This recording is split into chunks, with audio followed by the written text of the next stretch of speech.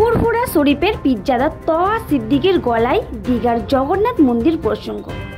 তোহার কথায় দীঘায় জগন্নাথ মন্দিরের পাশাপাশি যাতে একটি মসজিদ তৈরি করা হয় সেই ব্যাপারে চিন্তাভাবনা করার জন্য মমতা বন্দ্যোপাধ্যায়কে বলবেন তিনি বলেন, জনগণের টাকায় দীঘার জগন্নাথ মন্দির করা যাবে কিনা যাবে এটা আমার জানা নেই।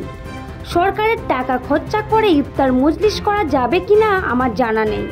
পীরজাদা আরও বলেন, আমাদের একটা দাবি আছে। আমি দীঘায় গিয়েছি, অনেক মানুষই যাতায়াত করেন, তাই ওখানে জগন্নাথ মন্দির হয়েছে তাতে আমিও খুশি। কিন্তু মমতা বন্দ্যোপাধ্যায়কে বুঝতে হবে ওখানে শুধু হিন্দু ভাই নয়, মুসলিম ভাইয়েরাও যান। তাদের একটা মসজিদ কিভাবে করা যাবে, কোন পদ্ধতিতে করা যাবে, ওয়াকফ বোর্ডের অধীনে করা যাবে কিনা এটা ওনাকে চিন্তাভাবনা করার জন্য বলতে পারি। এদিকে দীঘার এই জগন্নাথ মন্দির নিয়ে সম্প্রতি প্রশ্ন তুলেছিলেন বিরোধী দলনেতা শুভেন্দু অধিকারী। তার বক্তব্য ছিল, পুরীতে যেমন অহিন্দুদের জগন্নাথ মন্দিরে প্রবেশ নিষেধ, দীঘার মন্দিরেও তেমনই ব্যবস্থা থাকবে কিনা। এরই মাঝে এবার তহার গলায় দীঘায় মসজিদ তৈরির প্রসঙ্গ আসায় বিষয়টি নিয়ে জোর রাজনৈতিক চর্চা শুরু হতে পারে।